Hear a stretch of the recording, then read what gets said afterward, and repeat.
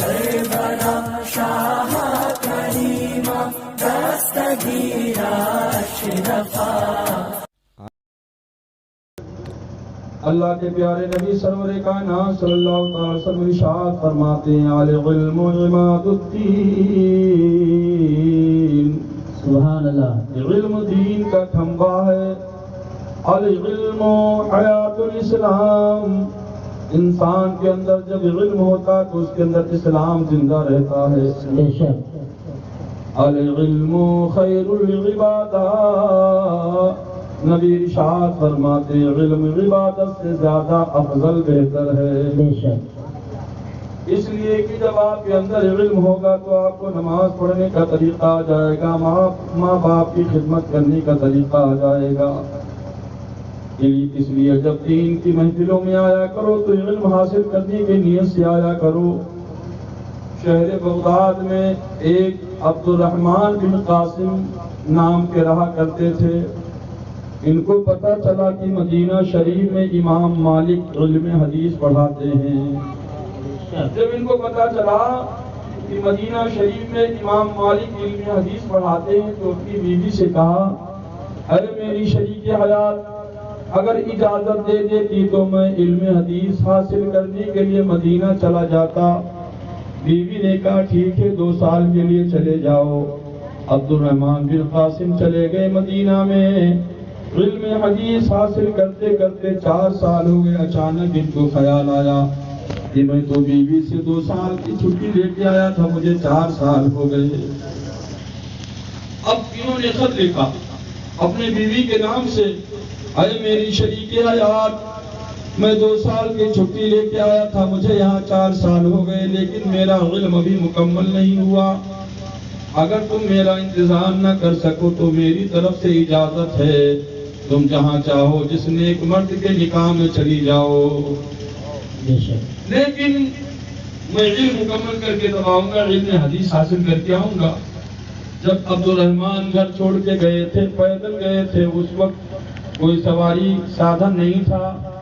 یاد رکھو جس وقت بیوی کو چھوڑ کے گئے تھے بیوی حمل سے تھی، تو بیوی نے ادھر سے خط لکھا میرے شوہر، زندگی بھر میں آپ کا انتظار کروں گی جب تک کہ آپ کا علم حدیث مکمل نہ ہو جائے، آپ علم حدیث سیکھیے، میں آپ کا انتظار کروں گی۔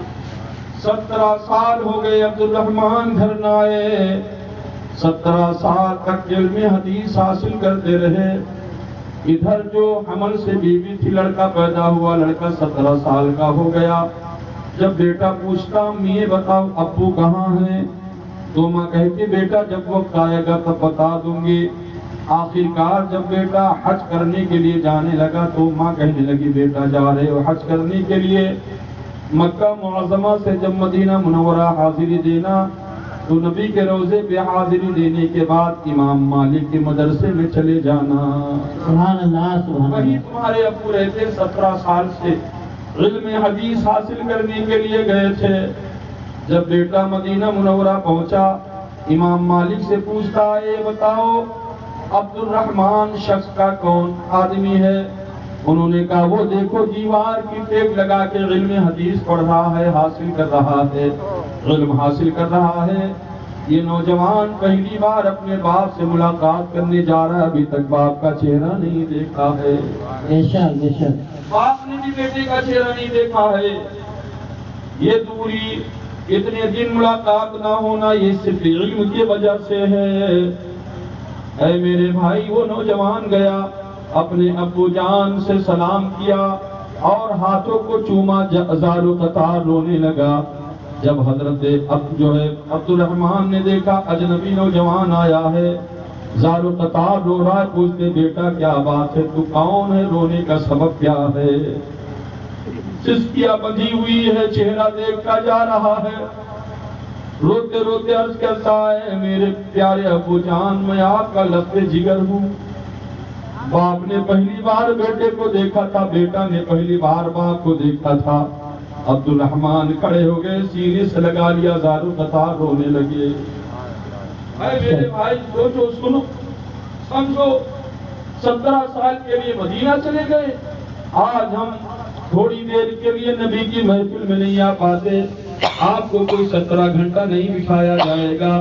علم حدیث حاصل کر لو، دین کی باتیں حاصل کر لو گے تو قبر میں کام آنے والی چیزیں ہیں۔ الحمدللہ آپ کے امام صاحب ہیں، پڑھے لکھے ہیں۔ آپ جب گھر دعوت لو بلاؤ تو یاد رکھو، وہاں جب دعوت لے کے بٹھاؤ تو عرض کرو حضرت میرا الحمدللہ دیکھو یاد ہے صحیح ہے کہ نہیں ہے، تو ایسے موقع پہ الحمدللہ صحیح کر لیا کرو۔ بے شک بے شک۔ اور واللہ نہ جانو صحیح کر لو، لیکن علم حاصل کرو۔ علم حاصل کرنے کی کوئی عمر نہیں ہوتی ہے، اس لیے نبی ارشاد فرماتے ہیں طلب العلم فریضۃ علی کل مسلم والمسلمہ۔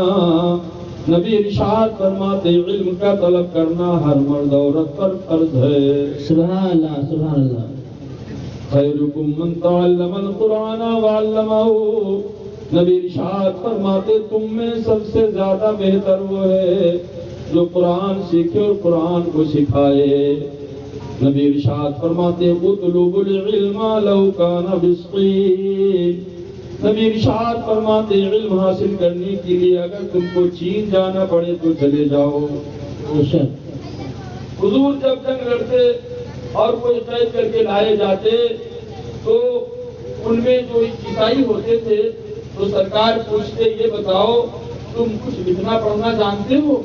وہ دشمن کہتا ہاں میں جانتا ہوں، تو نبی ارشاد فرماتے وہ لکھنا پڑھنا وہ ہنر ہمارے صحابہ کو سکھا دو تو میں تم کو چھوڑ دوں گا۔ بتائیے دشمن سے علم سکھواتے تھے سرکار۔ الحمدللہ آپ کے یہاں ادارہ ہے، مدرسہ ہے، سکھانے والے ہیں، کبھی کبھی وقت نکال کے عالم دین کے پاس بیٹھ جایا کرو اور علم حاصل کر لیا کرو۔ پوری رات نفل نماز پڑھنے سے بہتر ہے تھوڑی دیر رات میں علم حاصل کرنا۔ بے شک۔ تھوڑی دیر کچھ علم حاصل کر لو۔ آج کتنی ایسی ہماری ماں بہنیں ہیں حقیقت میں زندگی گزرتی جا رہی لیکن ابھی کپڑا پاک صاف کرنے کا طریقہ نہیں آیا، بس دھوتی ہیں، پانی میں ڈبوتی ہیں، اٹھا کے پسار دیتی ہیں، ٹانگ دیتی ہیں۔ حقیقت میں اگر وہ کپڑا ناپاک ہے تو نماز پڑھنے کے قابل نہیں رہا وہ کپڑا۔ کیا طریقہ کیسے صاف کیا جاتا ہے یہ بھی نہیں جانتی، کیونکہ 3 بار اپنے دامن کو نچوڑو۔ کچھ عورتیں، ہم سب کو نہیں دے رہے، کچھ ایسی عورتیں ہیں جو حقیقت میں ان کے اندر علم نہیں ہے، تو علم حاصل کرو۔ آئیے اس میلاد کے حوالے سے میں آپ کے سامنے کچھ اقوال پیش کروں کہ میلاد کرنے کا فائدہ کیا ہوتا ہے۔ درود پڑھیے اللہم صلی علی سیدنا مولانا محمد وآلہ وسلم۔ صلاۃ و سلام علیکہ سیدی یا رسول اللہ صلی اللہ تعالی علیہ وسلم۔ میلاد شریف کرنے کے فوائد حضرت صدیق اکبر رضی اللہ تعالیٰ عنہ فرماتے ہیں۔ حضرت صدیق اکبر کون ہیں؟ رسول اللہ صلی اللہ علیہ وسلم کے سسر ہیں، یار غار بھی ہیں اور یار مزار بھی ہیں۔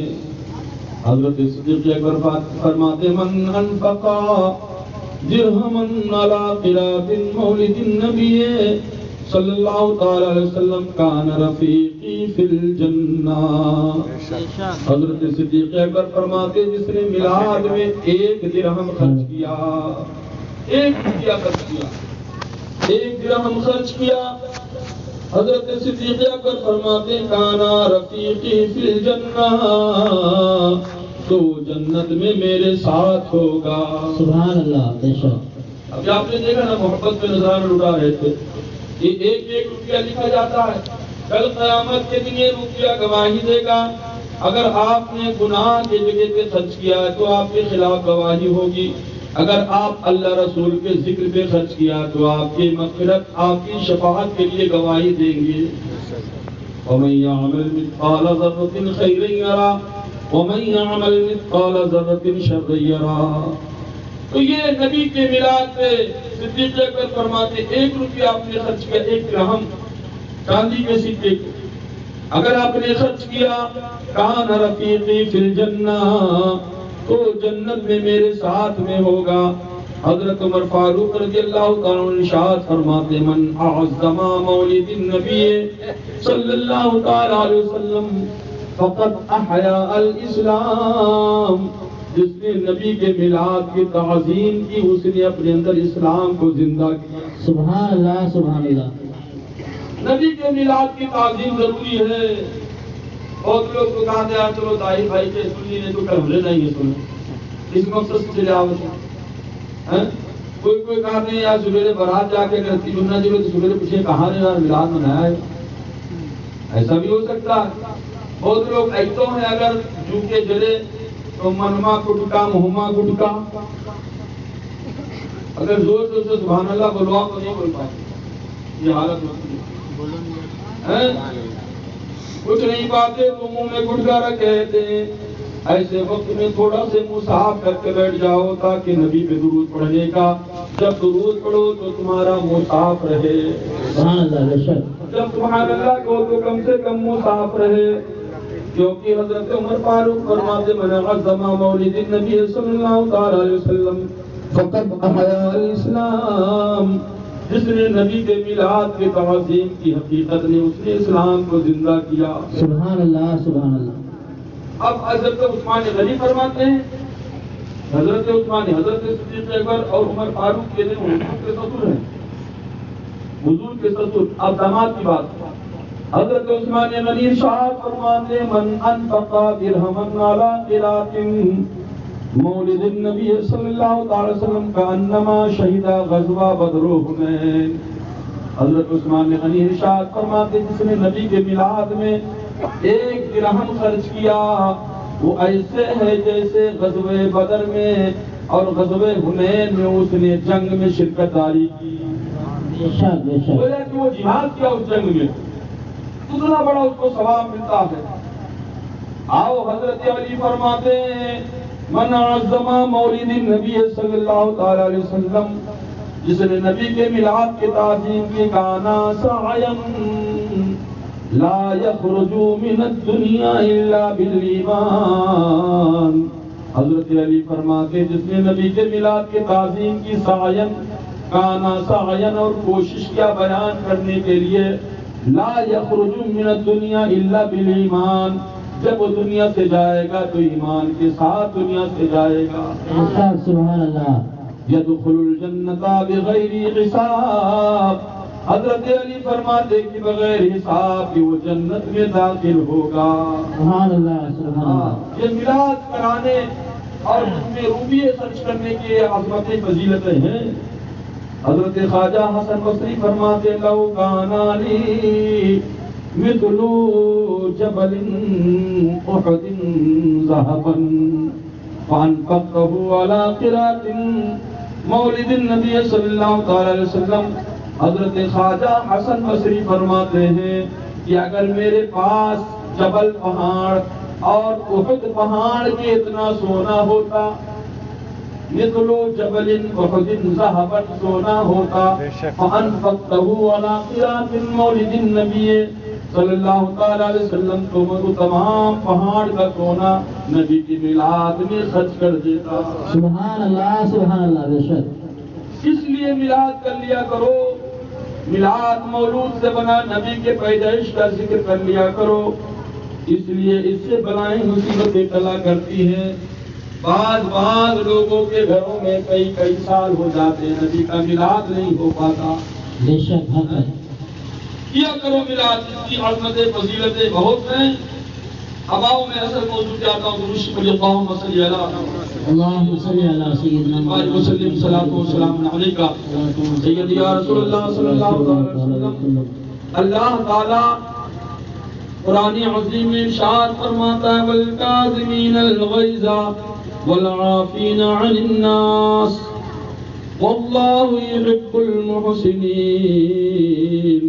اللہ تعالیٰ فرماتا ہے وہ لوگ جو غصے کو پی جاتے ہیں اور لوگوں کی غلطی کو معاف کر دیتے ہیں، واللہ یحب المحسنین، تو اللہ کے محبوب ہوا کرتے ہیں۔ سبحان اللہ سبحان اللہ۔ غصہ پینے کا ذکر آیا ہے قرآن عظیم میں، غصہ پینے والوں کی بڑی فضیلتیں آئی ہیں۔ جب غصہ آئے تو غصے پہ کنٹرول کیا کرو، غصہ بڑی بری چیز ہے۔ نبی کے بارگاہ میں صحابی آئے، عرض کرنے لگے یا رسول اللہ، اللہ کے غضب سے بچنے کا کوئی سبب بتا دیجئے، کون سا عمل کروں جو اللہ کے غضب سے بچوں؟ تو نبی ارشاد فرماتے ہیں غصہ پی جایا کرو، اللہ کے غضب سے بچو گے۔ پھر پوچھا انہوں نے، پھر کہا غصہ پی جایا کرو اللہ کے غضب سے۔ نبی نے 3 بار فرمایا غصہ پی جایا کرو۔ نبی ارشاد فرماتے پہلوان وہ نہیں جو میدان میں دشمن کو پچھاڑ دے، نبی ارشاد فرماتے پہلوان وہ ہے کہ جب اسے غصہ آئے تو اپنے غصے کو کنٹرول کر لے، اپنے غصے کو قابو کر لے۔ آج ہمارا مسلمان بھائی اتنا زیادہ غصہ کرتا ہے، بات بات میں غصہ۔ امام صاحب نے کہا بھائی نماز پڑھا کرو، غصہ ہو جاتے ہیں لوگ، اچھی بات غصہ ہو جاتے ہیں۔ ارے میرے بھائی غصہ اچھی چیز نہیں ہے، کیونکہ غصہ شیطان سے شروع ہوتا ہے اور شرم و ندامت سے ختم ہوا کرتا ہے۔ سماج میں اگر کوئی غصہ والا آدمی ہوتا ہے تو دیکھو لوگ اس سے دور بھاگتے ہیں، فلاں کے قریب نہ جانا، فلاں سے رشتہ نہ کرنا، بڑا غصہ آدمی ہے۔ ارے میرے بھائی جو آدمی غصہ زیادہ کرتا ہے، یہ تو حدیث سے ہو گیا۔ اطباء فرماتے ہیں، ڈاکٹر لوگ کہتے ہیں حکمہ کا یہ حکم ہے، حکیم لوگ کہتے ہیں جو انسان زیادہ غصہ کرتا ہے اس کے کمر میں درد شروع ہو جاتا ہے اور وہ درد دائمی ہو جاتا ہے۔ جو انسان غصہ زیادہ کیا کرتا ہے دائمی سر درد کا مریض ہو جاتا ہے، ہمیشہ اس کا سر درد ہوتا رہتا ہے۔ جو شخص غصہ زیادہ کرتا ہے اس کو ہارٹ اٹیک کی شکایت زیادہ ہوا کرتی ہے۔ اس لیے غصہ نہ کیا کرو، غصہ نہ صحت کے لیے اچھا ہے نہ سماج کے لیے اچھا ہے۔ آج کتنے ایسے لوگ ہیں دیکھا جائے، کوئی شاید کم ہی ایسے بچیں گے جن کو بات بات میں غصہ نہ آتا ہو۔ بسا اوقات دیکھا جاتا بے وجہ لوگ غصہ کرتے ہیں، جہاں غصہ نہیں کرنا چاہیے وہاں بھی غصہ کرتے ہیں۔ ہمارے نوجوان آج کل کے، ہمارے کچھ ایسے بھائی ہیں، گھر میں آئے، بیوی نے کھانا بنا کے پیش کیا، نمک زیادہ ہو گیا، اٹھا کر تھالی پھینک دیتے، پلیٹ کو پھینک دیتے، اس کھانے کو پھینک دیتے کہ نمک زیادہ ہے، روٹی جلی ہوئی ہے اور چاول کچا ہے یا چاول جل گیا ہے، اس کھانے کو پھینک دیتے ہو۔ اے میرے بھائیو، آپ کا یہ غصہ بچا نہیں، بیجا ہے، بیکار کا غصہ ہے۔ ایسے موقع پہ اگر بیوی سے کبھی کبھی غلطی ہو جائے تو نبی کی سنت اپنا لیا کرو کہ آج بیوی سے نمک زیادہ ہو گیا ہے، میں کھا لوں گا تو نبی کی سنت ادا ہو جائے۔ سبحان اللہ، بے شک ایسا کبھی ہو سکتا ہے چاہے تو، حالانکہ روز تو ایسا نہیں ہوتا ہے، کبھی کبھی ہو جائے تو تھالی پھینکتے ہو، اس غصے میں تم اس برتن کو کھانے کو پھینکتے ہو۔ کھانا پھینکنے والوں سنو، حضرت عمر فاروق رضی اللہ تعالیٰ عنہ حضور کے ساتھ میں تشریف لے جا رہے تھے، راستے میں ایک روٹی کا ٹکڑا پڑا ہوا تھا، حضرت عمر فاروق نے اس ٹکڑے کو صاف کیا، صاف کرنے کے بعد اس روٹی کے ٹکڑے کو جب کھا لیا، قسم خدا کی جیسے کھانا ہوا، نبی ارشاد فرماتے عمر سنو، کبھی تمہارے پیٹ میں کوئی تکلیف نہیں ہوگی، سبحان اللہ، سبحان اللہ، بے شک کوئی تکلیف نہیں ہوگی کبھی پیٹ میں تمہارے۔ عمر فاروق فرماتے ہیں جب سے نبی نے فرمایا میں نے وہ روٹی کا ٹکڑا کھایا، آج تک میرے پیٹ میں کوئی تکلیف نہیں ہوئی۔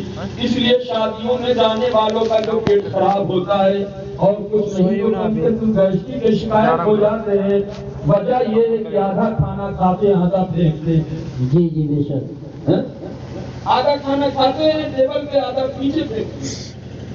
اب شادیوں میں جا کے دیکھیے، شادیوں میں لوگ بارات جب بن کے جاتے ہیں تب دیکھیں ان کی شیخی کیا ہوتی ہے، ڈبے میں مٹھائی آتی ہے، آپ بھی دیکھے ہوں گے، الحمدللہ کافی تجربہ ہے، دیکھا جاتا ہے کہ مٹھائی کو لوگ پھینک دیتے ہیں، اس میں جو سامان کھانے کے لیے جو لایا جاتا ہے اس کو لوگ آدھا کھاتے آدھا نیچے پھینکتے ہیں۔ کبھی سوچ لیا کرو لڑکی والا کتنی محنت و مشقت سے تمہارے لیے اکٹھا کیا، جس کھانے کو تم پھینکتے ہو اسی کھانے کے لیے اپنے وطن کو اپنے بچوں کو چھوڑ کر بدیش جاتے ہو، بے شک بے شک، اپنے وطن کو اپنے شہر کو اپنے ملک کو چھوڑ کر کمانے کے لیے جاتے ہو، کبھی کبھی اسی کھانے کے لیے وہاں اتنی محنت و مشقت کرتے ہو کہ اوپر تک کرتے ہو. یاد رکھو میرے بھائیوں، کھانا کو نہ پھینکا کرو. حضرت عائشہ صدیقہ رضی اللہ تعالیٰ عنہ فرماتی ہیں کہ سرکار گھر کے اندر حجرہ میں تشریف لائے تو روٹی کا ایک ٹکڑا پڑا ہوا تھا. سرکار نے اسے اٹھایا، جھاڑا، صاف کیا، ارشاد فرمایا اے عائشہ اچھی چیز کی عزت کیا کرو. یہ روٹی جس قوم سے روٹھ گئی واپس نہیں آئی. سبحان اللہ، بے شک. یہ روٹی جس قوم سے روٹھ گئی واپس نہیں آئی. میرے اسلامی بھائیوں، کھانا پھینکا نہ کرو. یہ کھانا جو پھینکتے ہو ایک ایک دانے کا حساب دینا پڑے گا. یہاں تک کہ آپ کے جسم میں اگر بڑے بڑے بال ہو گئے ہوں، اس بال کی وجہ سے نہانے میں زیادہ اگر پانی صرف ہوتا ہو تو بال کو نکال سکتے ہو تاکہ زیادہ پانی خرچہ نہ ہو. بعض لوگ وضو بناتے بار بار چہرے پہ پانی مارتے ٹھنڈا کرنے کے لیے. آج دور وہ ہے موٹر لگا ہوا ہے، ٹوٹی کھول دیتے پانی گرتا رہتا ہے، موٹر چلا دیتے زیادہ پانی گرتا ہے.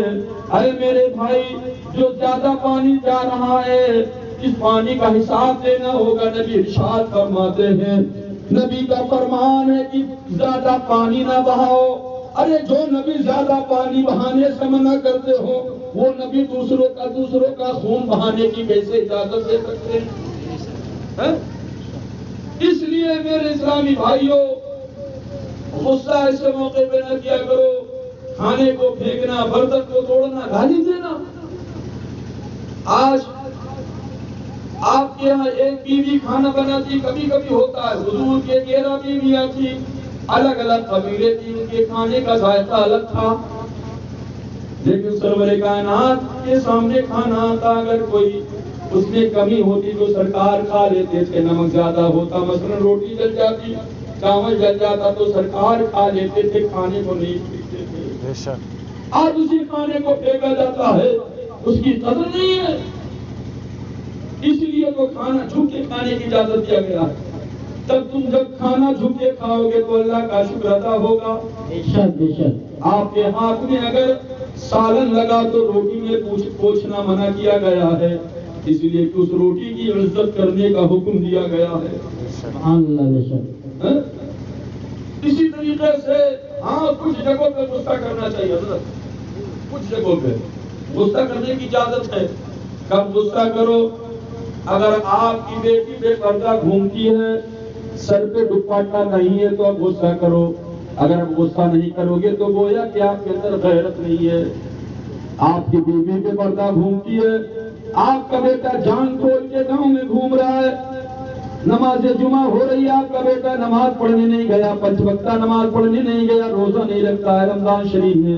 اب آپ کو غصہ کرنا پڑے گا، کیونکہ آپ غصہ ایسے موقع پہ نہیں کریں گے تو گویا کہ اس کے گناہ میں تم راضی ہو. بے شک. غصہ نہیں آیا. ایسے موقع پہ غصہ کرنا چاہیے جب کوئی شریعت کے خلاف عمل ہو رہا ہو، ایسے موقع پہ غصہ ہونا چاہیے. اسی طریقے سے اور کچھ ایسے مقام ہیں، اگر آپ کی بیوی صاف ستھرا نہ رہتی ہو، پاک صاف نہ رہتی ہو، نبی ارشاد فرماتے طہارت نصف الایمان، پاک صاف رہنا آدھا ایمان ہے. اب اگر آپ کی بیوی پاک صاف نہ رہتی ہو تو اب آپ کو غصہ کرنا واجب ہے، ضروری ہے، لازم ہے. کون میرے ہوتے وہ کپڑا کے کلر نہیں پتا چلتے کون کلر کے کپڑا آ رہا ہے. ٹھنڈی کا مہینہ دیکھیے، ایک مہینہ نہیں آئے گی، بدن سے بدبو آئے گی. اور بال کہتے جھوری کیا کام کرے گی، اس طریقے سے بال میں کنگھی تک نہیں کرتی ہے. جہاں بیٹھیے روٹی بنی ہے دیکھیے کر کے جو ہمارا کرتا ہے. ایسی عورتوں کے لیے حکم دیا گیا ہے پاک صاف رہو. نبی ارشاد فرماتے ہیں کامیاب عورت وہ ہے جب اس کا شوہر دیکھے تو اس کی تمام پریشانی دور ہو جائے. بے شک، بے شک. ان عورتوں کے لیے حکم دیا گیا ہے وہ عورتیں اپنے شوہر کے لیے سنگار کریں. اگر وہ اپنے شوہر کے لیے سنگار کرتی ہیں تو نفل نماز پڑھنے سے زیادہ ثواب ہے. سبحان اللہ، سبحان. اپنے شوہر کو خوش کرنا نفل روزہ رکھنے سے زیادہ ثواب ہے. لیکن اب سنگار کرے گی تو کیسے کرے؟ جو کانے کے بالا رہا تو شوہر پہن لو، چمٹی شوہر لگائے گا، مہندی رہا تو بال لگا کے چلا گا، جو گلے کے چین رہا تو وہ پہن کے چلا گا۔ آج کل کے کچھ نوجوان اس طریقے سے ہونٹ پہ لالی، زبان پہ گالی، کان میں بالی، یہ حالت ہو گئی نوجوانوں کی۔ دیکھنے میں پتہ نہیں تھا لیڈیز ہے کہ لیڈس ہے، اس طریقے سے کٹنگ بال ہے، اللہ جانے، آدھا بار ہریر، آدھا پیر، تعالیٰ اس طرح تو کوئی جانور کا نہیں ہوتا۔ حاجی صاحب یہاں سے ممبئی تک دیکھا ہوں کہتے ہیں چڑیا گھر میں اس طرح کوئی چڑیا نہیں ملے گی، اس قسم کے بال ہوتے ہیں، آج کل نوجوانوں کے ہوتے ہیں۔ کان چھدائے ہیں، ارے ناک بھی چھدا لو، اللہ جانے کیا ثابت کرنا چاہتے ہیں۔ شاید یہ چاہتے ہیں کہ اللہ ہمیں لڑکا کیوں بنایا تھا لڑکی بنا دیتا۔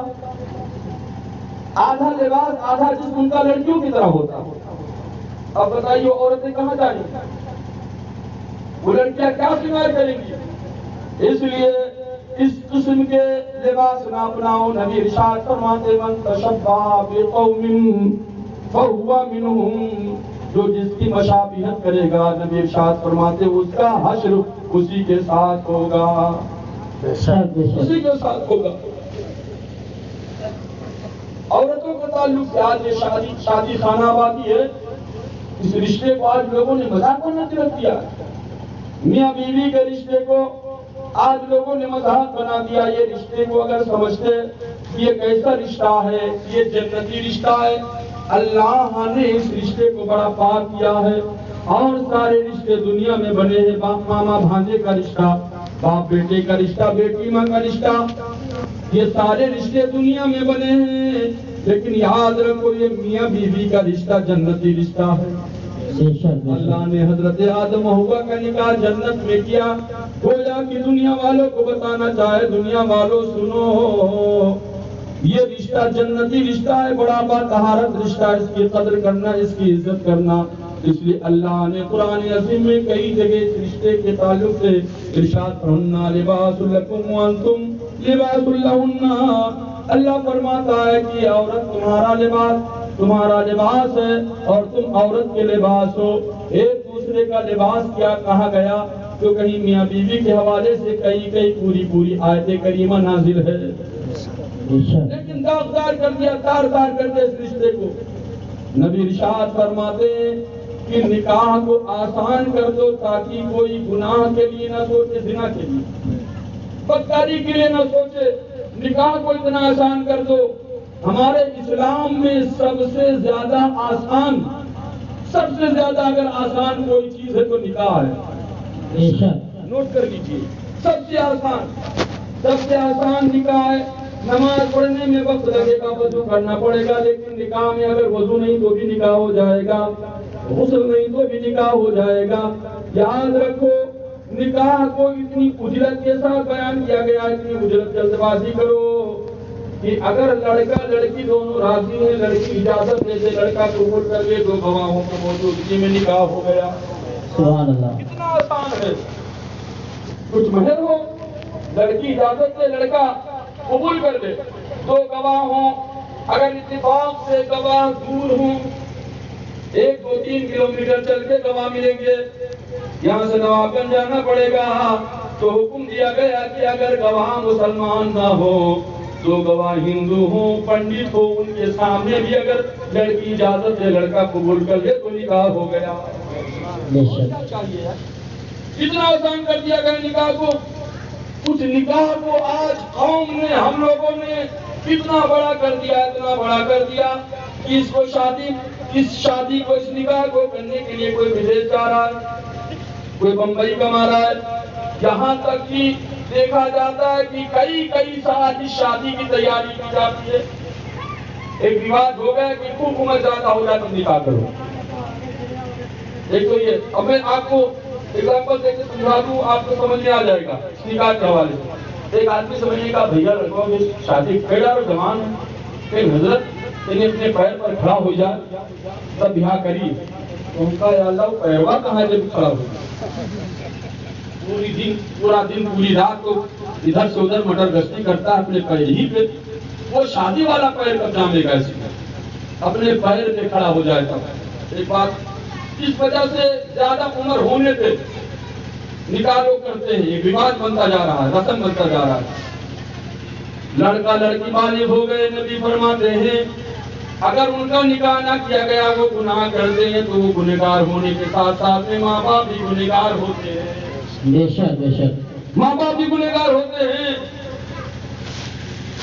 زیادہ عمر ہونے پہ جب زیادہ عمر ہوتی چلی جاتی ہے، لڑکا بالغ ہو گیا، آپ نے وقت پہ نکاح نہیں کیا تو کیا ہوتا؟ آزاد ہوتا ہے، جہاں چاہے گاڑی اٹھائے چلا جائے، گھر نماز میں چلا جائے، رات کے 1 بجے دوستوں نے بول کیا چلا گیا، رات کے 1 بجے آئے کوئی پوچھنے والا نہیں، کیونکہ ماں باپ تو ٹوٹ دیے نہیں ہے۔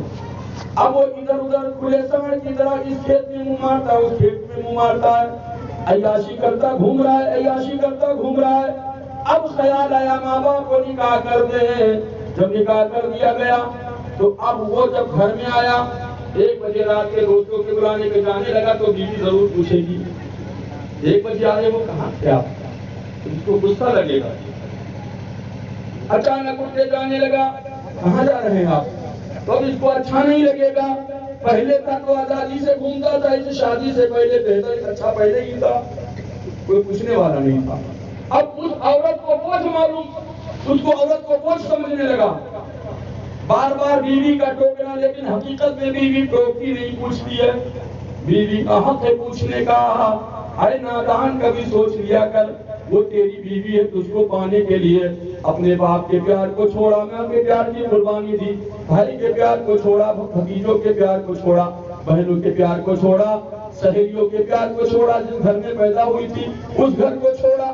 تمام پیار کی قربانی دینے کے بعد ایک پیار پاتی ہے جس کا نام شوہر ہوتا ہے۔ بے شک بے شک، اب وہ شوہر کا زدہ نکل جائے تو، بے وفا نکل جائے تو زیادہ عمر شادی جب کی جاتی ہے تو عورتوں کو لوگ بوجھ معلوم ہونے لگتے ہیں، پھر بیوی کو نہیں مانتے۔ تیرا میرا کوئی واسطہ نہیں، میرے آنے جانے میں ٹوکی گی، تجھے طلاق دے گا، ڈیورس دے دیں گے، گھر سے بھگا دیں گے۔ تو بہتر ہے کہ اس کھلے سانس کی طرح ادھر ادھر کھیت میں مارنے سے پہلے اس کے لگام لگا دو، وقت پہ شادی کر دو، ورنہ تمہارے بس میں نہیں آئے گا۔ کتنے ایسے لوگ ہیں آتے ہیں روتے ہیں، حضرت تعویذ بنا دو، ہمارا لڑکا ہمارے کہنے میں نہیں، اب تعویذ کام نہیں کرے گا، پوری کتاب اس پہ گردن میں لٹکا دو، کوئی کام آنے والا نہیں ہے، کیونکہ بہت کھیت چل چکا ہے ادھر ادھر۔ کاش کی پہلے ہی اگر جاوا لگا دیتے، وقت پہ اگر اس کی شادی کر دیتے تو یہ نوبت نہ آتی۔ ایک وجہ یہ بھی آج کل رشتہ نہ چلنا دیر تک، کچھ دنوں تک، چند دنوں کے بعد، چند مہینوں کے بعد رشتے میں درار آ جاتا ہے اور گلا شکوے ہونے لگتے ہیں۔ یاد رکھیے ایک وجہ یہ بھی ہے رشتہ ٹوٹنے کا، دیر میں شادی کرنا، وقت پہ شادی کرو، شادی کر دیا کرو۔ نبی ارشاد فرماتے ہیں نکاح من سنتی فمن رغب عن سنتی فلیس منی، نبی ارشاد فرماتے ہیں نکاح کرنا میری سنت ہے، اور جو میرے نکاح سے انکار کرے وہ مجھ میں سے نہیں ہے۔ نبی ارشاد فرماتے ہیں نکاح نصف الایمان، نکاح کرنا آدھا ایمان مکمل ہو جاتا ہے نکاح کرنے سے۔ سبحان اللہ سبحان اللہ۔ نکاح نبی کی سنت ہے۔ صحابہ کرتے یا رسول اللہ آپ کی اجازت ہو تو ہم اپنی خوشیاں نکال دیں، ہم نہ مرد ہو جائیں، یعنی ہمیں عورتوں کی ضرورت نہ ہو، ہم پہاڑوں پہ چلے جائیں، عبادت کریں تاکہ اللہ کی عبادت میں ہمارا دل لگے۔ نبی ارشاد فرماتے نہیں ایسا کرنا جائز نہیں ہے، مجھے دیکھو میں بیوی بچے والا ہو کر بھی رب کی عبادت کرتا ہوں، اسی کا نام زندگی ہے۔ ایک اپنے لیے جینا، ایک اپنوں کے لیے جینے میں بڑا فرق ہے۔ ہاں، اپنوں کے لیے جینے میں جو مزہ ہے اپنے لیے جینے میں نہیں ہے۔ اس لیے ازدواجی زندگی میاں بیوی کے رشتے میں درار ہونے سے پہلے اے میرے بھائی اس رشتے کو مضبوط کرنے کی کوشش کرو، وقت پہ نکاح کر دو، شادی کر دو، میاں بیوی کے حقوق کیا ہوتے ہیں اس کو سمجھنے کی کوشش کرو، میاں بیوی کے پیار کیا ہوتے ہیں۔ آؤ میں آپ کو ایک واقعہ سے سمجھاتا ہوں، اس سے پہلے دوسری پڑھ لو۔ سیدنا مولانا جانا محمد بارک وسلم صلاۃ و سلام علیکہ سیدی یا رسول اللہ صلی اللہ علیہ وسلم۔ ایک صحابی ہیں، ان کا نام ہے حضرت ابو طلحہ رضی اللہ تعالی عنہ۔ حضور کے بڑے مقرب صحابی ہیں، جب سرکار کا وصال ہوا تو حضرت ابو طلحہ رضی اللہ تعالیٰ نے سرکار کی قبر انور کو کھودا۔ ابو طلحہ بڑے مقرب صحابی ہیں، میاں بیوی بڑے خوشحال تھے، اللہ نے ان کو ایک بیٹا عطا کیا۔ رب کی مرضی، بیٹے کے اندر ایک بیماری لگ گئی۔ بیماری کیا تھی؟ نیمونیا کی بیماری۔ اس کو عربی میں ام سبیان کہتے ہیں، جو بیماریوں کی ماں کہا گیا، بیماریوں کی جڑ کہا گیا۔ نیمونیا کوئی آسان بیماری نہیں ہوتی، اس سے کچھ بھی ہو سکتا ہے، بچہ جاں بھی ہو سکتا ہے۔ اب یہ حضرت ابو طلحہ رضی اللہ تعالیٰ عنہ دوا علاج کراتے رہے، لیکن کمانے بھی جانا ہے۔ بیوی سے کہا میری شریک حیات میں کمانے جا رہا ہوں، بچے کا خیال رکھنا، میں کتنے مہینوں کے بعد آؤں گا۔ حضرت ابو طلحہ کمانے کے لیے چلے گئے، اور جس دن حضرت ابو طلحہ کو آنا تھا اسی دن بچے کا انتقال ہو گیا۔ اللہ، ابو طلحہ تجارت کرنے گئے تھے، جس دن واپس آنا تھا اسی دن بچے کا انتقال ہو گیا۔ اب ابو طلحہ کی بیوی بڑے فکر میں ہے کہ میں کیا کروں، ایسے وقت میں میرے شوہر آ رہے ہیں گھر پر، اب شوہر کا حق ادا کروں کہ بیٹے کا حق ادا کروں؟ کیا کروں؟ بیٹے کا جنازہ گھر میں، لیکن میرے شوہر کو اگر پتا چلا کہ بیٹے کا انتقال ہو گیا تو تھکے ماندے آ رہے ہیں، کھانا نہیں کھائیں گے اور زیادہ بیمار ہو جائیں گے، ان کی تھکاوٹ بڑھ جائے گی، پریشان ہو جائیں گے، اور ایسے موقع پہ ان کو خوش کرنا چاہیے۔ حضرت ابو طلحہ کی بیوی اپنے لفظ جگر کے جنازے کو چادر میں لپیٹتی ہے، لے جانے کے بعد کونے میں رکھ دیتی ہیں، محلہ کے بہنوں سے کہا میرے شوہر سے مت بتانا، اور پھر گھر کی صفائی کرتی ہیں، بستر لگا دیتی ہیں، کھانا بنا کے رکھ دیتی ہیں، پانی گرم کر کے رکھ دیتی ہیں تاکہ میرے شوہر آئیں گے غسل کریں گے، گرم پانی سے ان کی تھکاوٹ دور ہو جائے گی، پیروں کے سوجن کم ہو جائیں گے، اور پھر خود غسل کرتی ہیں، اور سب سے اچھا کپڑا، وہ کپڑا جو ان کے شوہر زیادہ پسند کیا کرتے تھے، وہ کپڑا پہنتی ہے، وہ کپڑا پہنتی ہے۔ آج کل کے میرے کو لوگوں کو دیکھو، وہی لے دے کے ایک کے کپڑا پہنا تھے، جب نوچندی جا کے ہوتے تب نکارت ہو۔ ہاں یہ تو نہیں ہے جا کے تب، ہاں لے دے کے ایک کے کپڑا، پھول غائب ہو جائے، اتنی میل لگ جاتے اس کپڑے میں۔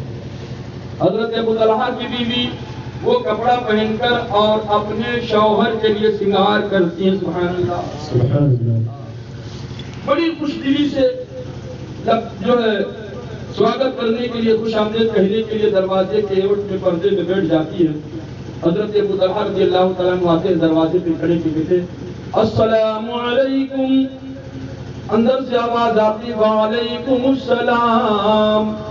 اب یہاں تھوڑی دیر آپ کو رکنا پڑے گا، گھر اپنا ہے پھر بھی سلام کر رہے ہیں ابو طلحہ، کیوں؟ کیا وجہ ہے؟ کیونکہ نبی کی حدیث ہے، آقا ارشاد فرماتے ہیں، حالانکہ قرآن عظیم کی آیت کریمہ بھی ہدایت کر کے آیت کریمہ ہے کہ اس وقت تک کسی کے گھر میں داخل نہ ہو جب تک کہ اجازت نہ لے لو، سلام نہ کر لو۔ اللہ نے فرمایا، نبی ارشاد فرماتے ہیں کہ جب کسی کے گھر میں جاؤ تو سلام کر کے جایا کرو، یہاں تک کہ اپنے گھر میں جاؤ تب بھی سلام کر کے جایا کرو۔ صحابہ نے اس کا یا رسول اللہ تعجب کیا، یا رسول اللہ اپنے گھر میں جائے تب بھی؟ تو نبی ارشاد فرماتے ہیں کیا تم اپنی ماں بہن بیٹیوں کو ننگی دیکھنا چاہتے ہو؟ اپنے گھر میں جاؤ تب بھی سلام کر کے جاؤ۔ بعض لوگ سلام نہیں کرتے، بیماری پیدا کرتے، کھانسے والا کھانس کے۔ بہترین طریقہ یہ ہے کہ ایسے موقع پہ دروازے پہ کھڑے ہو کے کو السلام علیکم، اس کے بعد اجازت ملے تو اندر جاؤ، ہو سکتا ہے کوئی غسل کر رہا ہو، کوئی نہا رہا ہو یا کسی حالت میں ہو، ایسے موقع پہ اجازت کو تلاش، اجازت کے انتظار میں رہو۔ صحابہ عرض کرتے یا رسول اللہ اگر گھر میں کوئی نہ ہو تو؟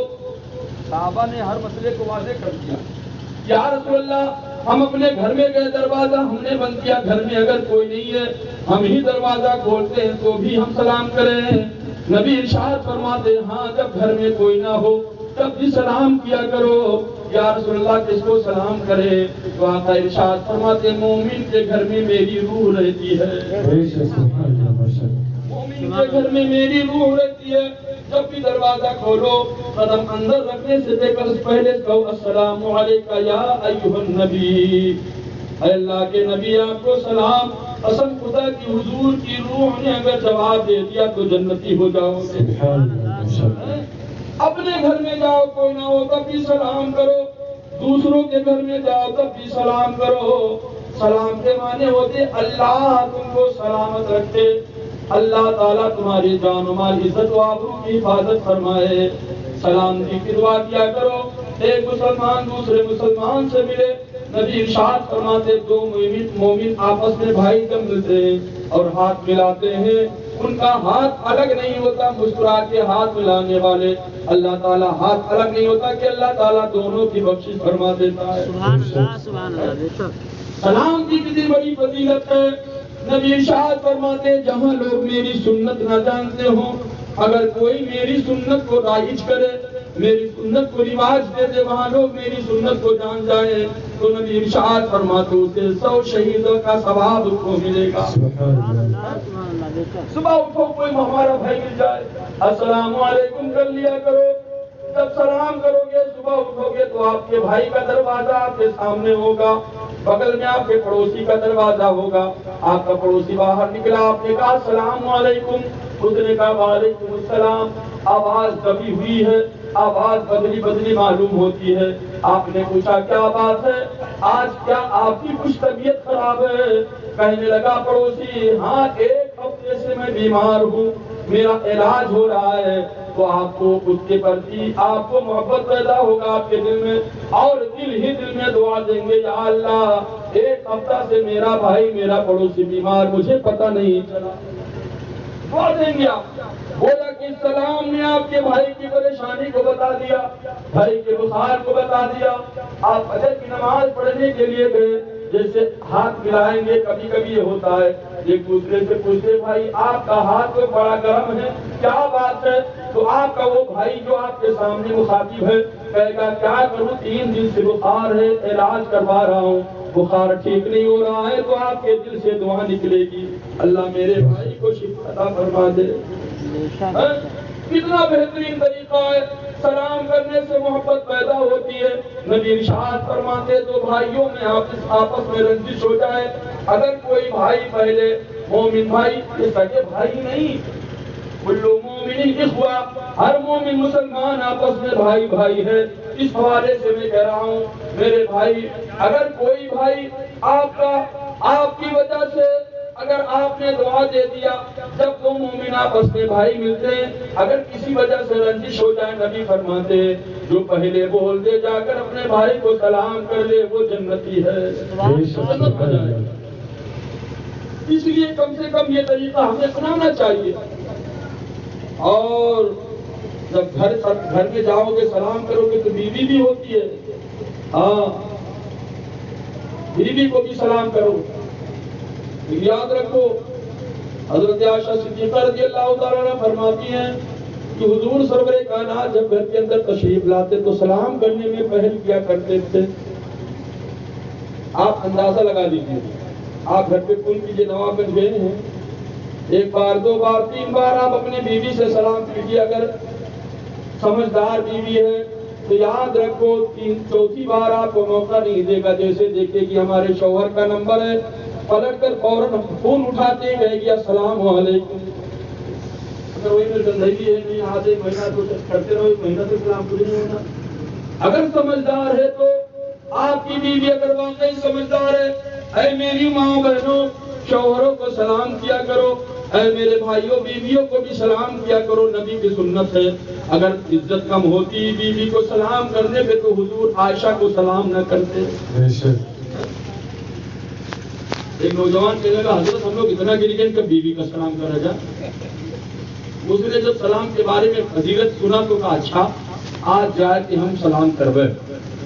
تو جلسے سے جب صبح گھر پہنچا تو ماں تیاری ویاری کر کے گھر کے اندر داخل ہونے سے پہلے ماں راستی چڑھاوے لاگت کشتی لڑ جاتے ہیں۔ تو بیوی گھر میں کچن میں تھی، پیچھے سے جا کہا السلام علیکم، تو میروا کہا سب مذاق کرو، مذاق نہ کرا کرو، نیک نہیں لگا جس گھر سے سلام نہیں کیا جائے گا تو مذاق نہیں، تو پھر کیا سلام کو مذاق سمجھا جائے گا۔ اس لیے سلام کو رواج جو جس گھر میں ایک دوسرے کو میاں بیوی آپس میں سلام کرتے، بچوں کو سلام کرنا سکھایا نہیں جاتا، ورنہ کچھ ایسے بچے ہیں یہاں تک کہ سلام کرنا نہیں جانتا، جب ان کی شادی ہوتی تو خالی ساس سسر کو سلام کرتے ہیں، ماں باپ کو کوئی نہیں کرتے، تب جانتے کیا سلام کرنا چاہیے، کیونکہ ہم لوگ پہلے نکاح پڑھانے کے بعد نکاح ہو جاتا پھر کھڑے ہوئے سلام کرو، تب جان پاؤ، تبھی سے سلام کرنا سسرالوں کو جو شروع کرتے ہیں، ورنہ حقیقت میں کتنے ایسے لوگوں کو دیکھا گیا ہے بدیش چلے گئے، سعودی ملیشیا چلے گئے، وہاں سے فون کریے اگر تن کو وہ بپا یا وہ بھائی کے تری بڑھتی کر دو، ارے ماں باپ نے فون اٹھایا تو سلام کر لو، کیونکہ سلام ایک دوسرے کو دعا دینا ہے۔ آپ کا شوہر نوازن گیا ہوا ہے، بیوی نے کہا السلام علیکم، یعنی اللہ آپ کو سلامت رکھے، اللہ تعالیٰ آپ کی حفاظت فرمائے۔ قسم خدا کی، بیوی کے سلام کرنے کی وجہ سے ہو سکتا ہے اس کا ایکسیڈنٹ ہونے والا، دعاؤں کی وجہ سے تمہارا شوہر بچ جائے، ہو سکتا ہے اس کا روپیہ چوری ہونے والا ہو، اس کا کوئی چیز غائب ہو، کوئی چیز غائب ہونے والی ہو، آپ سلام کر لو گے تو حفاظت ہو جائے گی۔ شوہر پلٹ کے کہے گا وعلیکم السلام، گھر میں کوئی حادثہ ہونے والا ہوگا تو شوہر کے دعاؤں سے وہ حادثہ ٹل جائے گا۔ اس لیے آپس میں سلام کیا کرو، سلام کا رواج دو، سلام کا ماحول پیدا کرو۔ سلام کی برکت کیا ہوتی؟ ہارون رشید کے دربار میں قیدی لایا گیا، ہارون رشید نے کہا تجھے کل پھانسی دی جائے گی، جب دوسرے دن پھانسی کے لیے تختے پہ لے کے گئے تو آخری آرزو پوچھا تمہاری کوئی آرزو بتاؤ، تو اس نے کہا مجھے ہارون رشید کے دربار میں لے کے چلو، تو جلادوں نے کہا لے چلو، لے کے گئے تو ہارون رشید کے دربار میں جب لے جایا گیا تو زور کے کہتا السلام علیکم، بادشاہ نے کہا وعلیکم السلام، اب لوگ پھر لے کے آئے تختہ پہ، پھانسی سے نکال نہیں دے سکتے ہو پھانسی، کہا کیوں؟ تیری پھانسی کا حکم ہو چکا، کہا نہیں دے سکتے ہو، بادشاہ نے ہمارے جان اور عزت کی حفاظت کی ضمانت لے لی، کہا کب بادشاہ نے لے لیے؟ کہا لے چلو۔ جب ہارون رشید کو بلایا گیا کہا حضور آپ نے اس کے جان کی حفاظت کی ذمہ داری لی ہے، کہا میں نے تو نہیں لی ہے، کہا میں ابھی گیا تھا آپ کو سلام کیا تھا، آپ نے کہا تھا وعلیکم السلام، وعلیکم السلام کا معنی کیا ہوتا ہے؟ تو بادشاہ نے کہا وعلیکم السلام کا معنی ہوتا ہے جان مال عزت آبرو کی حفاظت کی ذمہ داری ہماری ہے، کہا جو آپ نے جب ذمہ داری لے لی تو پھانسی نہیں دے سکتے ہو۔ ہارون رشید نے مسکرا کے کہا اس کو چھوڑ دو جانے دو، یہ ہے سلام کی طاقت، اس لیے سلام کیا کرو۔ بہرحال آؤ دیکھو حضرت ابو طلحہ رضی اللہ تعالیٰ عنہ دروازے پہ کھڑے ہو کے کہتے ہیں السلام علیکم، اندر سے آوازیں تھی وعلیکم السلام، اجازت ملتی اندر تشریف لے جاتے، بیوی مسکرا کے استقبال کرتی ہے، اور استقبال جیسے کرتی ہے شوہر پوچھ پڑتا ہے اے بیوی یہ بتاؤ بیٹے کی حالت کس کی ہے؟ سانس چل رہی تھی کیا ہوا؟ جو اوپر کو سانس جا رہی تھی، شوہر نے پوچھا جو سانس اکھڑ رہی تھی سانس کا کیا ہوا؟ بیوی نے کہا سانس رک گئی ہے، سانس دنیا میں سانس اوپر کو جاتی ہے، تو حضرت ابو طلحہ سمجھے شاید وہ سانس رک گئی جو اوپر کو کھڑتی تھی، نمونیا میں سانس جو دم بھرا کرتا تھا لڑکا وہ سانس رک گئی، یعنی بیٹا ٹھیک ہے۔ اب یہ گئے غسل کرتے ہیں، کھانا تناول فرماتے ہیں، کھانا تناول فرمانے کے بعد اور پھر بسترے استراحت ہوتے ہیں، بیوی کا حق ادا کرتے ہیں۔ جب بیوی نے دیکھا میرے شوہر مطمئن ہو گئے، ان کا مزاج اچھا ہے، اب ہم اپنی بات رکھیں۔ اے میرے بھائی ایک وجہ یہ بھی ہے جب بیوی اچھی ہوتی ہے تو ہر موقع پہ نہیں بولا کرتی، جب بیوی اچھی نہیں ہوتی بے موقع بولا کرتی ہے۔ آپ نوابگنج سے آئے ہیں جلدی جلدی، بڑے پریشان ہو کے، پسینہ نکل رہا ہے اور جھولا بھی آپ نے سائیکل سے اتارا اور بیوی آ کے سامنے کہا لگے سنو یا تو تم ہم کا لے کر آئے ہو تو اپنے مہتاری باپ کا لے کر آؤ، تمہارے مہتاری باپ ہوں گا جو ہے اس طریقے سے گریا ہوا۔ اب بتاؤ ایسے موقع پہ بیوی کی بات اچھی لگے گی نہیں لگے گی؟ کیونکہ اس نے بات تو صحیح کہی لیکن بے موقع کہہ رہی ہے، جس طرح کہنی چاہیے جس وقت کہنی چاہیے وہ وقت نہیں اسے، اب کیا کر پائی، نہیں سمجھ پائی کہ ہمارا شوہر کس موڈ میں ہے۔ اور چاہیے نیپالی لائے نا،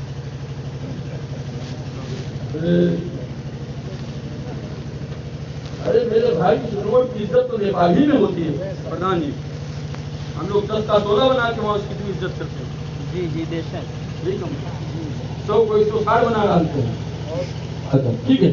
آئیے اب بیوی نے ایسے موقع پہ دیکھو مزاج کا جاننے کا نام ہی ازدواجی زندگی میں بیوی کا رشتہ ہے،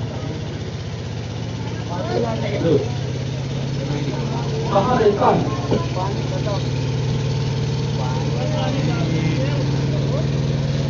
جنریٹر بھی چلانا نہیں جانتا ہے، کب پانی ختم ہوتا ہے، کب تیل ختم ہوتا ہے، ساری چیزیں دیکھا جاتا ہے. وہ بڑا گھٹا تھا چار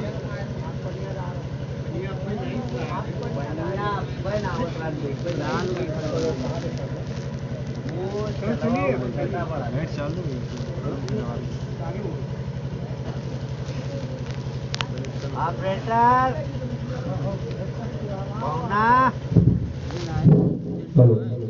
شکریہ اللہم صلی سیدنا مولانا محمد بارک صلاۃ والسلام علیہ سیدی رسول اللہ صلی اللہ علیہ وسلم.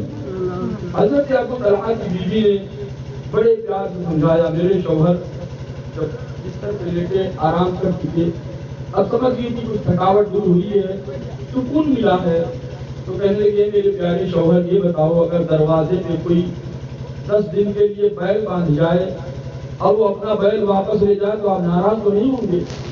حضرت ابو طلحہ نے کہا بیل اس کا ہے، وہ لے جائے، ہمیں کون ناراضگی ہوگی؟ بیوی نے کہا اللہ نے جو ہمیں بیٹا دیا تھا اس کی زندگی پوری ہو چکی تھی، اس کی سانسیں پوری ہو گئی، اس کے رزق پورے ہو گئے، اور شام ہی کو بچے کا انتقال ہو گیا. جیسے حضرت ابو طلحہ ہزاروں قطار رونے لگتے ہیں. بیٹے کا غم نہیں تھا، بیٹے کے غم میں تو خیر غم تو تھا ہی، لیکن بیٹے کے غم میں نہیں روئے. اس لیے روئے کہ میں کھایا پیا، بیوی کا حق ادا کیا، کہیں ایسا کوئی قدم شریعت کے خلاف نہ اٹھ گیا ہو. اللہ صبح ہوتی ہے، غسل کرنے کے بعد نماز فجر پڑھنے کے بعد حضور کے بارگاہ میں گئے، رو رو کر داستان بیان کرنے لگے. یا رسول اللہ ایسے ہوا، میں آیا ایسے کھانا کھایا، میں نے اس طریقے سے بیوی کا حق ادا کیا، اور بیٹے کا جنازہ گھر میں تھا. حضرت ابو طلحہ رو رو کر بیان کر رہے تھے، سرکار سنتے جا رہے تھے. ابو طلحہ کی جب بات پوری ہوئی تو سرکار مسکرانے لگے. سرکار مسکرائے، جنت مسکرانے لگی، ساری کائنات مسکرانے لگی. یوں مسکرائے جان سکلیوں میں پڑ گئی، یوں لب کشا ہوئے کہ گلستاں بنا دیا. سرکار مسکرائے، سرکار کا مسکرانا ہوا، ابو طلحہ مسکرانے لگے. عرض کرتے یا رسول اللہ کیا بات، کیا ہم سے جو خطا ہوئی ہے کوئی شریعت کے خلاف تو نہیں ہوا؟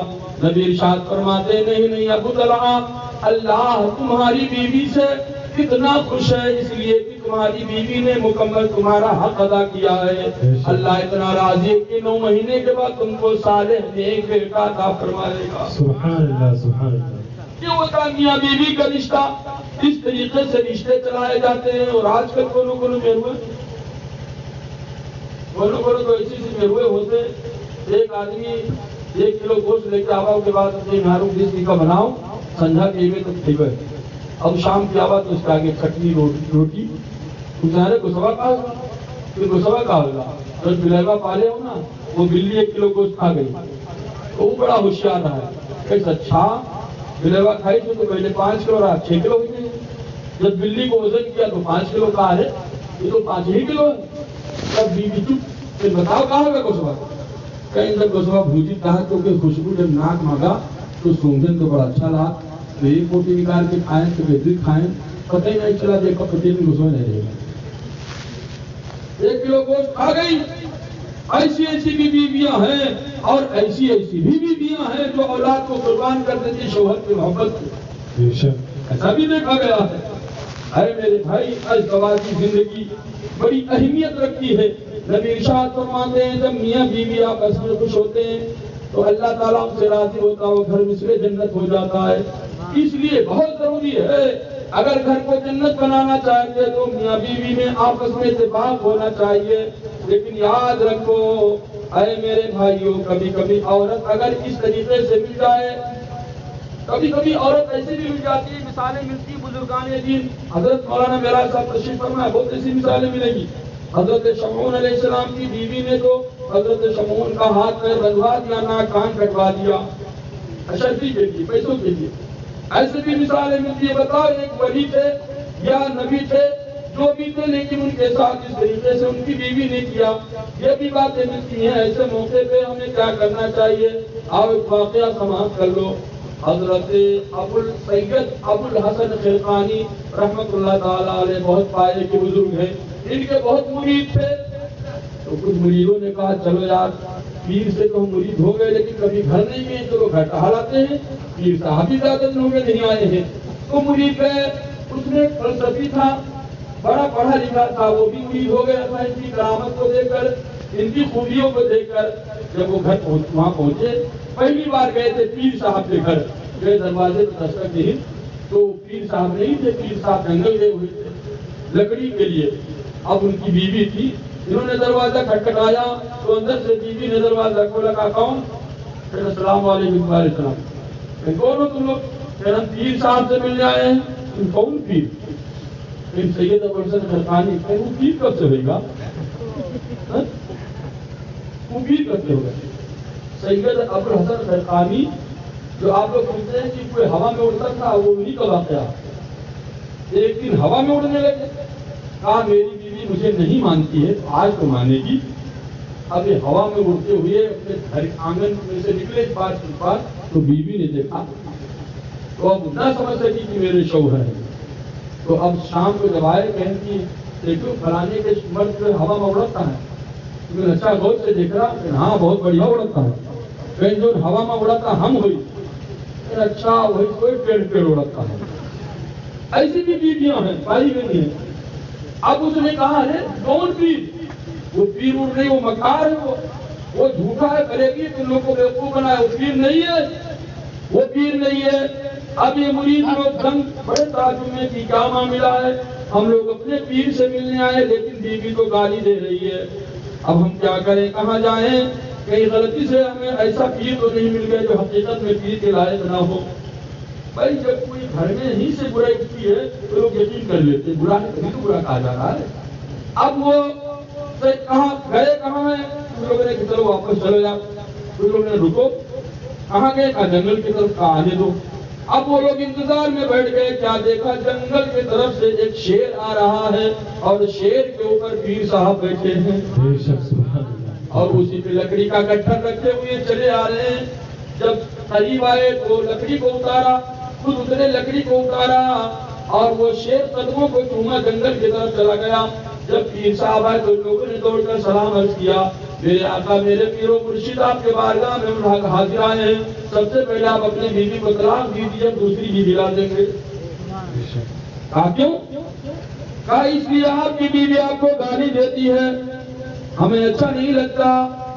تو پیر صاحب کہنے لگے وہ گالی دیتی ہے, اسی کی گالی کی وجہ سے تمہیں ولی بنا ہوں. یا اللہ, ایک اور تعجب کی بات ہے, گالی کی وجہ سے کیسے ولی آپ بنے؟ تو پیر صاحب کہتے اللہ قرآن میں فرماتا والکاظمین الغیظ والعافین عن الناس واللہ یحب المحسنین. اللہ قرآن میں فرماتا غصے کو پینے والا, لوگوں کی غلطی کو معاف کرنے والا اللہ کا محبوب ہو جاتا ہے. میں اس آیت کریمہ کو پڑھ لیا اور اس کا ترجمہ دیکھ لیا, مجھے یقین ہو گیا کہ میں اپنی بیوی کی غلطی کو معاف کرتا رہوں. غصہ کو پیتا رہا. ماں باپ ایک جاہل بیوی لا کے دے دیے تو اب میں مارتا نہیں. جب وہ میرے شان میں گستاخی کرتی, گالی دیتی تو غصہ آتا, غصے کو پی جاتا اور اس کی گالی دینے پہ اسے معاف کر دیا کرتا تھا. اللہ تعالیٰ نے معاف کرنے کی وجہ سے مجھے ولی بنا دیا. سبحان اللہ, سبحان اللہ. ولی بنا دیا. دیکھو میرے بھائیوں, ایسا بھی دیکھا گیا کہ اگر بیوی اس قسم کی ہو تو اس کا فکر, اس کا جو طریقہ طلاق ہی نہیں ہے, وہ بزرگان دین کے واقعات کو پڑھ کے اس پہ بھی عمل کیا جا سکتا ہے. ایسی بیوی ہو تو اس طریقے سے اپنایا جا سکتا ہے. طلاق ہی نہ دیا جائے, مارا پیٹا ہی نہ جائے.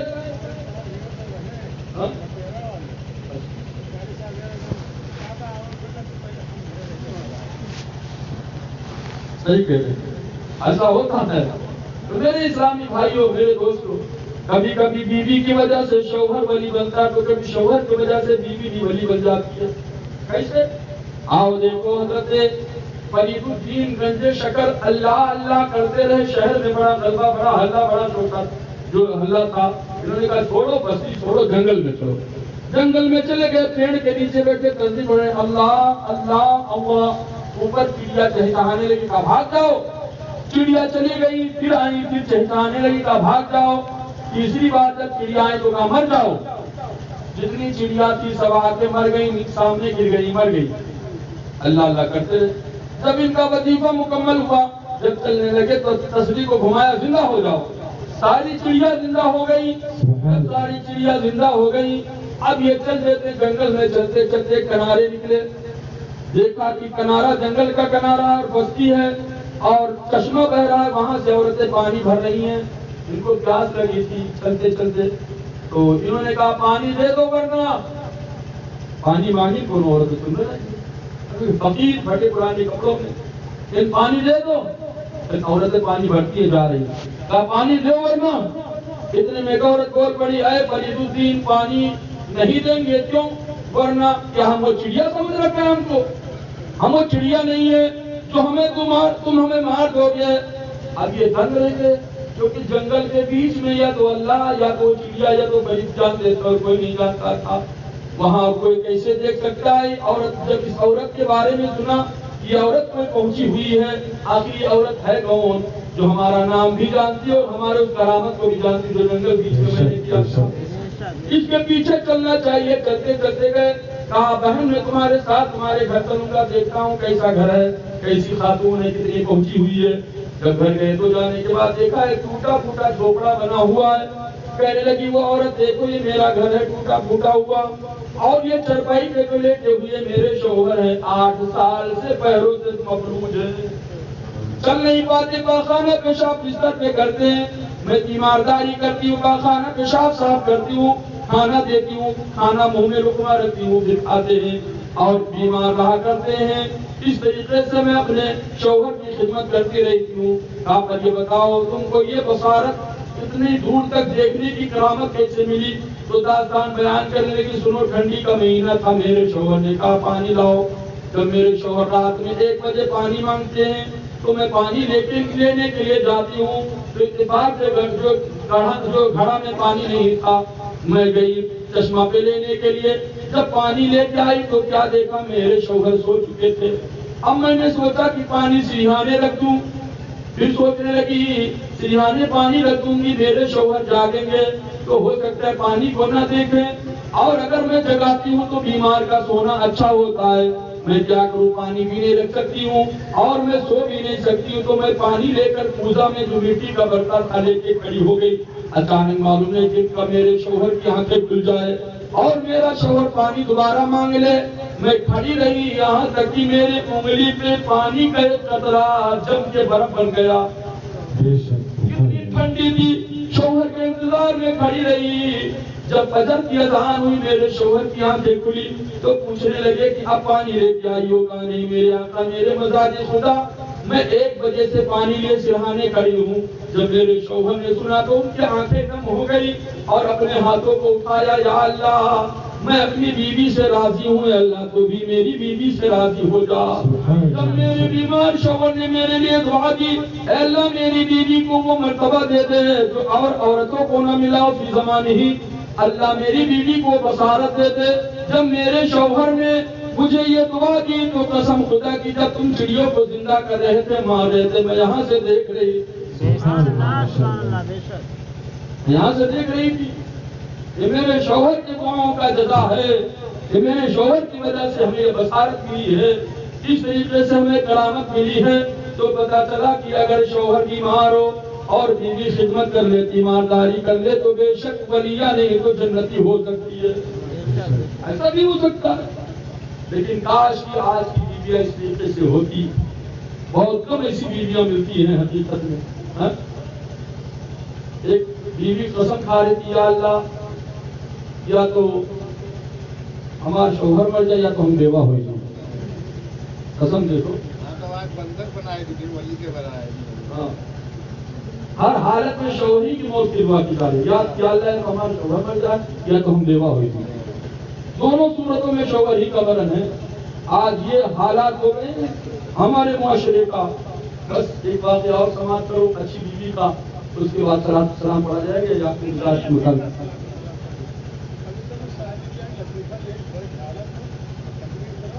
الحمدللہ یہ بیچ بیچ میں یہ تاکہ چہرے کی مسکراہٹ بنی رہے. اور میں ابھی واقعہ بڑا لطف اندوز ہے.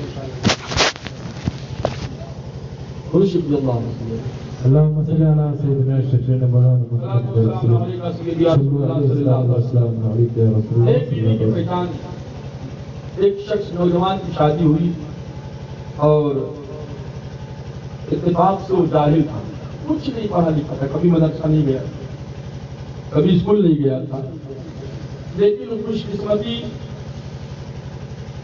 کچھ کہتے ہیں کہ کاغ کے چوچ میں انگور خدا کی قدرت. اور تو اب وہ نیک بیوی تھی, پڑھی لکھی تھی, مل گئی, نکاح میں آ گئی اس کے رب کی مرضی. جب نیک بیوی آئی تو سہاگ کی رات جس کو کہا جاتا ہے پہلی ملاقات, کمرے میں جب جانا ہوا تو جو کچھ جلیبی پیڑی برفی سب جو ہے لے جانا تھا, جو بھی مٹھائی لے کے گیا, دروازہ کھولا, اندر لے کے گیا. دیکھو سمجھدار بیوی, پڑھی لکھی بیوی تعظیم کے لیے کھڑی ہو کر اس شوہر کو سلام کیا, دروازے پہ کھڑا ہو گیا. السلام علیکم. وعلیکم السلام. کہا میرے پیارے شوہر یہ بتاؤ کچھ پڑھے لکھے ہو یا نہیں؟ آج کل تو زیادہ تر میرے کو پوچھا ہے کہ کچھ بینک بیلنس کرے ہو, کچھ ماتاری باپ کے نام سے کچھ روپیہ پیسہ کمائے رکھے ہو, اس طریقے سے دیکھا جاتا ہے. اب کیا ہوا, اس نے پڑھنے لکھنے کے بارے میں پوچھا. اب یہ پڑھا تھا ہی نہیں. اگر یہ کہتے کہ میں پڑھا ہوں تو 4 دن کے بعد پول کھل جائے گا. اگر کہوں گا نہیں پڑھا ہوں تو پہلی ملاقات میں بیوی کے سامنے شرمندہ ہونا پڑے گا. اب کرے تو کیا کرے, چپ.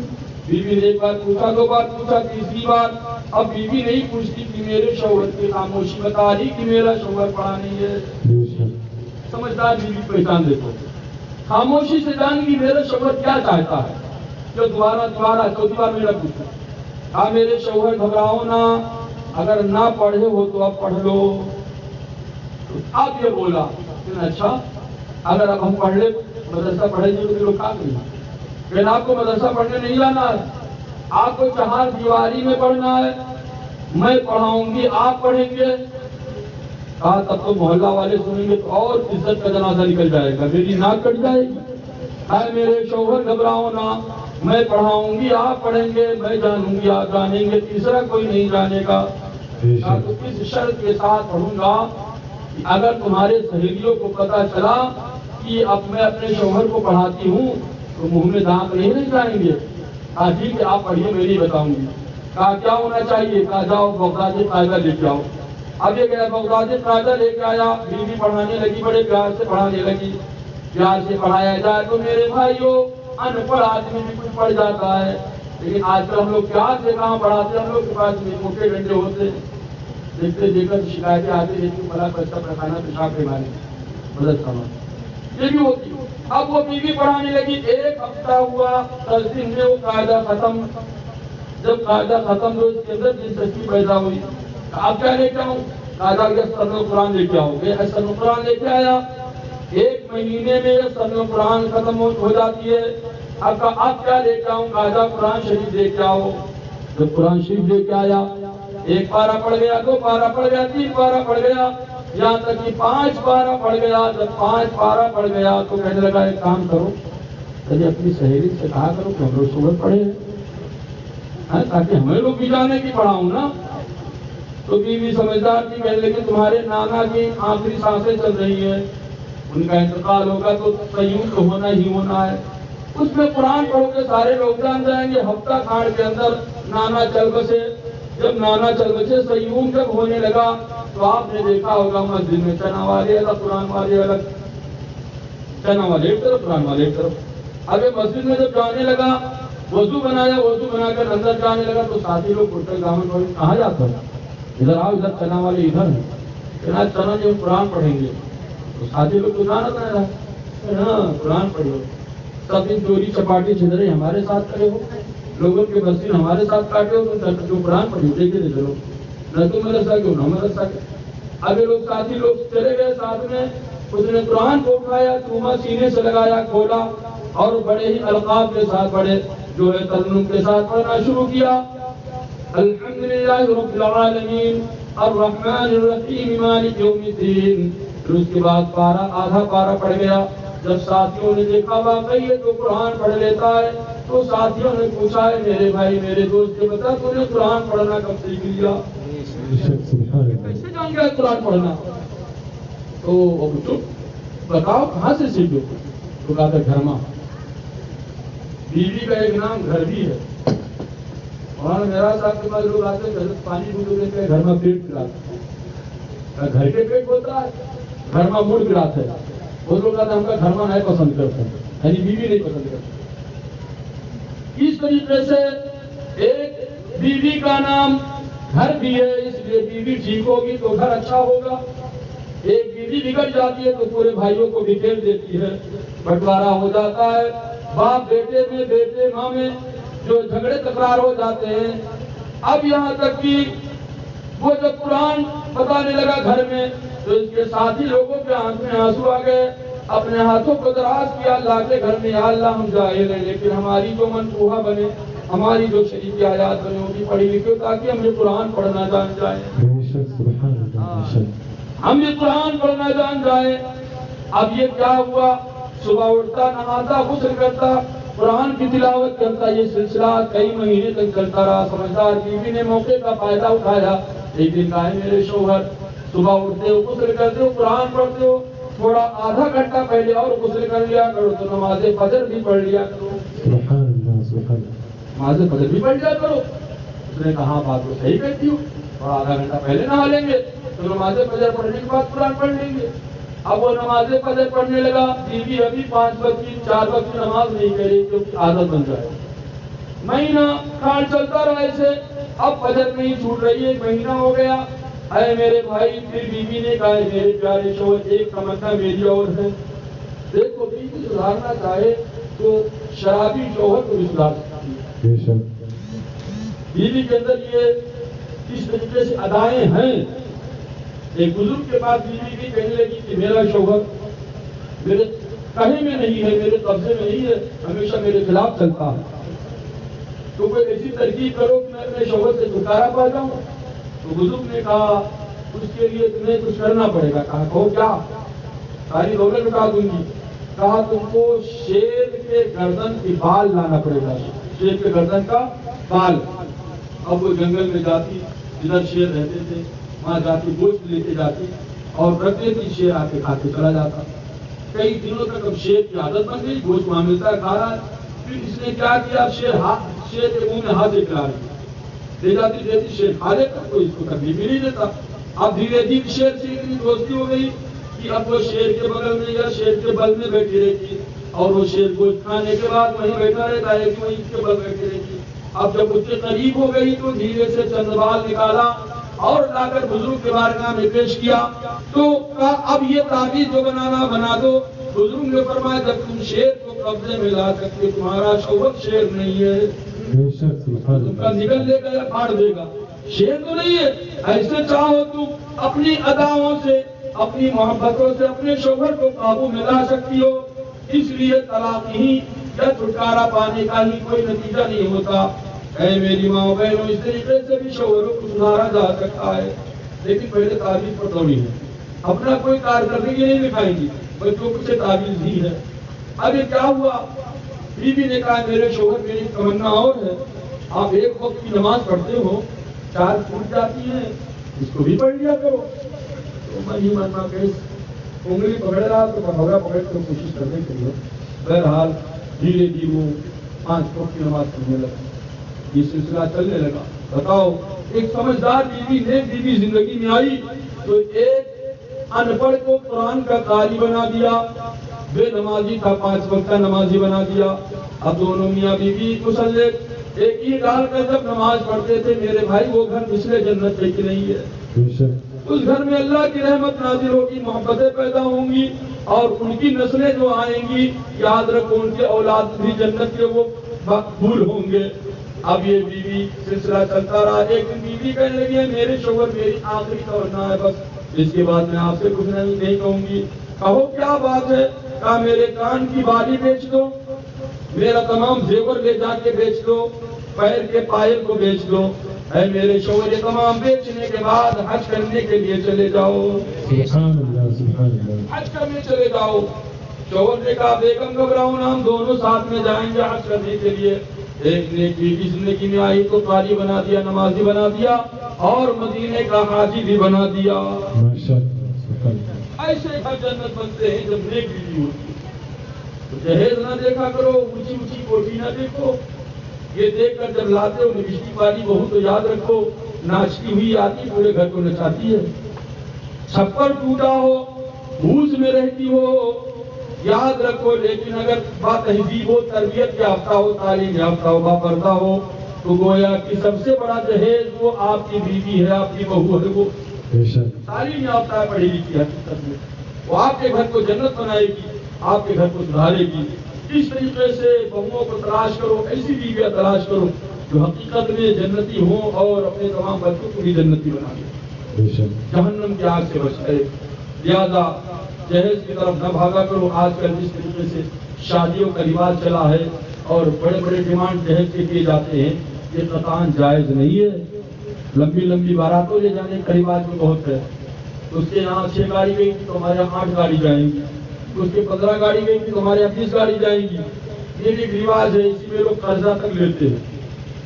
قرضہ لے کے مکان بنانا جائز نہیں ہے، قرضہ لے کے حج کرنا جائز نہیں ہے. تو آپ قرضہ لے کے شادی کرتے ہو.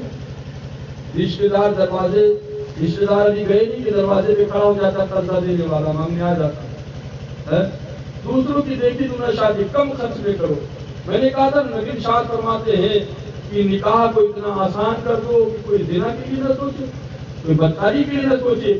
آج بدکاری اس لیے بڑھی ہوئی ہے کیونکہ نکاح کو ہم نے اتنا بڑا کر دیا کہ چھوڑو یار 4-5 لاکھ روپیہ ہونا چاہیے تب شادی ہوتی ہے، 500 میں ہم زنا کرتے گھومیں گے، عیاشی بدم جو ہے کریں گے، اور پھر بے حیائی بے شرمی پھیلتی جائے گی.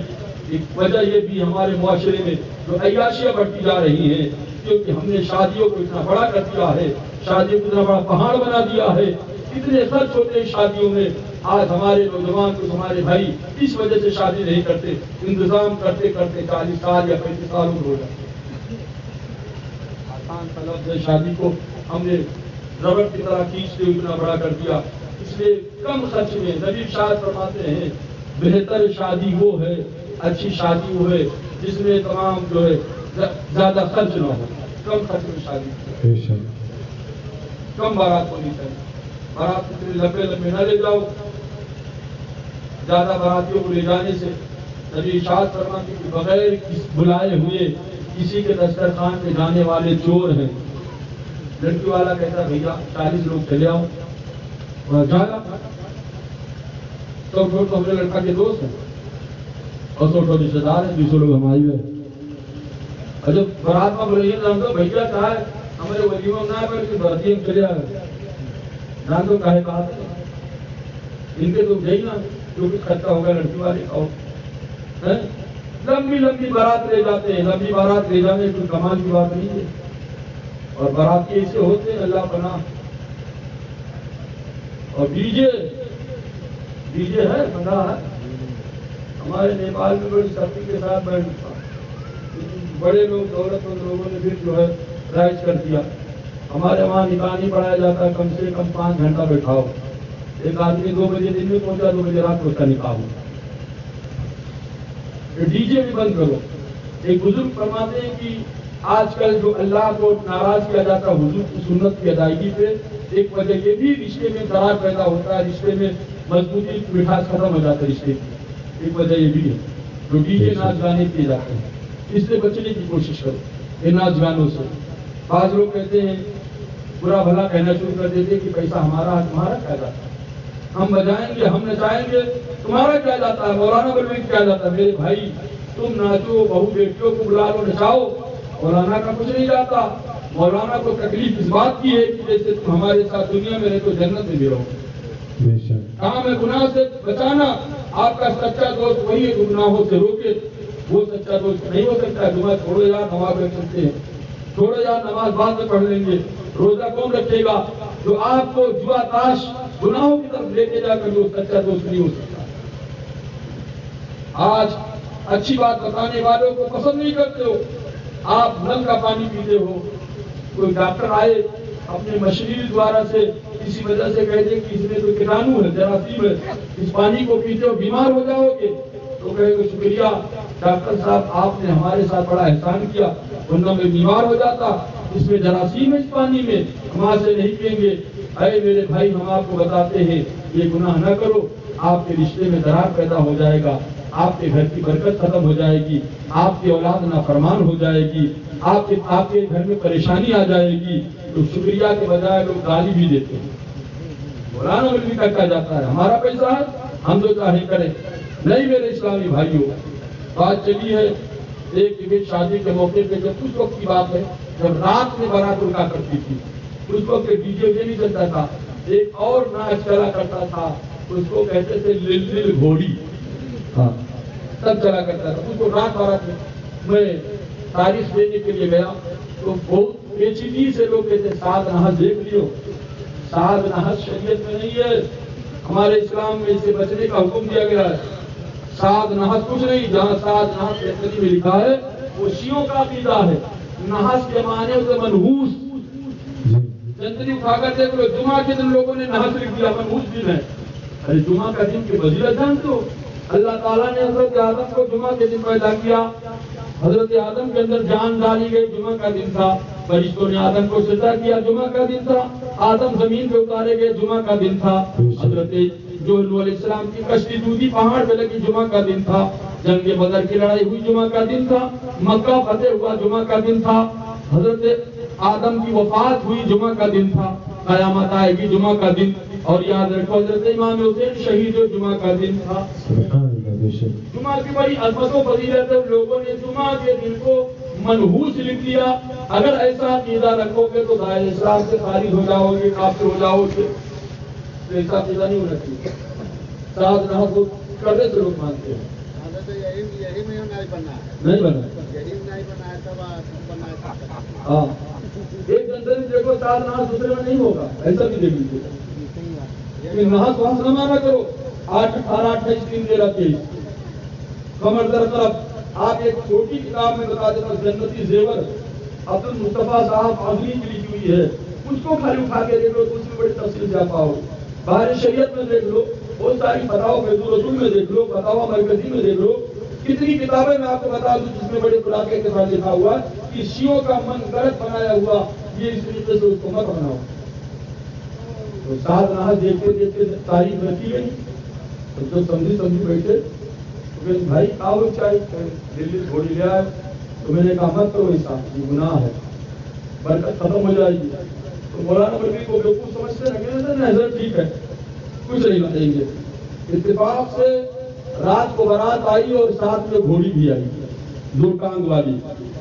جب آئی، کالا کلوٹا آدمی، کالا چشمہ لگائے، کالی رات میں اس کو اپنے اندر پلایا ہوتا ہے، کوئی اس کے اندر پلا ہوا تھا، یہ بھی پتہ نہیں چل رہا تھا، بہرحال وہ نچا رہا تھا۔ جب نکاح کا وقت آیا تو سارے لوگ باراتی سے لے کے عورتیں بچے سب ہوئی، سب بھیا نکاح ہونا چاہیے، بلاؤ۔